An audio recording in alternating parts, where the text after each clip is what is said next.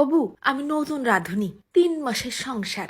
লাল bit copy কি করে রানলে গন্ধ লাগবে না, সবাই চাইটে পুটে খাবে, একটু দেখাইও দিনি। আমাদের ঘরে কেউ পাতেও তোলে না। আসসালামু আলাইকুম। আরে শোনারে, এই বিপদে আমিও ছিলাম। স্যামড়া স্যামড়ি দুডরে একটারেও লাল বিট কপি ছুয়াতে পারতাম না। আর এখন কাড়াকাড়ি করে।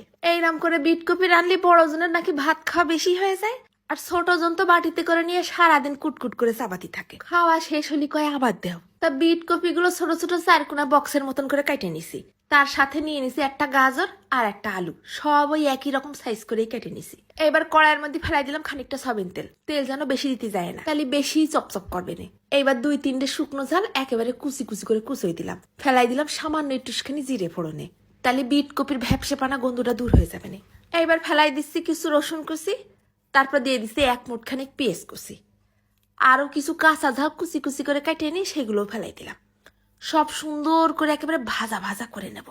এক ফাঁকে আবার একটুখানি নুন দিতে ভুলে না যেন। যেই সব মশলাগুলো লাল লাল হয়ে ফাইন একটা ঘিরান ছাড়া শুরু করেছে, তখন ওই কেটে নিয়ে গাজর বিটকপি আলুগুলো এর ভিতরে ফেলাই দিলাম। সব একসাথে নেড়ে চেড়ে মিশিয়ে নিয়ে একটুখানি হলুদ ফেলাই দিছি। এইবারে একেবারে চুলোর আঁচ কমাই দিয়ে ঢেকে দিলাম।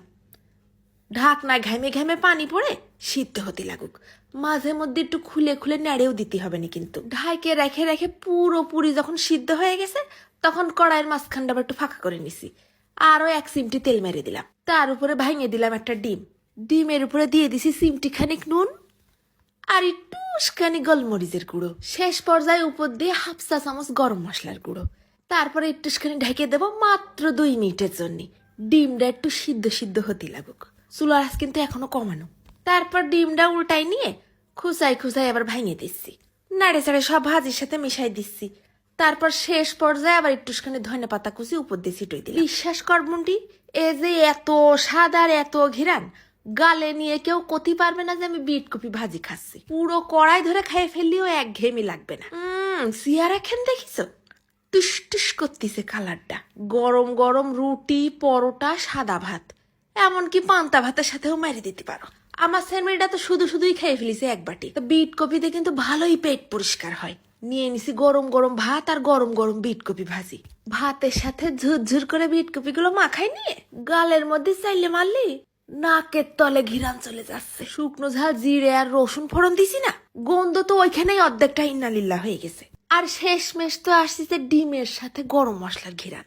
এইরকম একটু বেশি করে ভাজি করে রেখে দিলি, এই শীতকালে ঠান্ডার মধ্যে সকালবেলা কড়ো কড়ো ভাতের সাথে ঝাল পেঁয়াজ দিয়ে ভাজি দিয়ে ভাত দিয়ে মাখায়, ও ভাবতেই ঝোল পড়ে যাচ্ছে। বিট কপি কিন্তু মেলা উপকারী, গায়ে রক্ত হয়। যারা রক্ত শূন্যতায় ভুগতিস, যারা গন্ধের ঠেলায় একেবারেই খাতে পারতিস না, তারা একটু এরম করে ভাইজে খাই দেখে নে, মুখ ফেরবেন না নে। আজকে আমি খাতে খাতেই চলে যাচ্ছি। দেখা হবে না নতুন কোনো ভিডিওতে। ধন্যবাদ।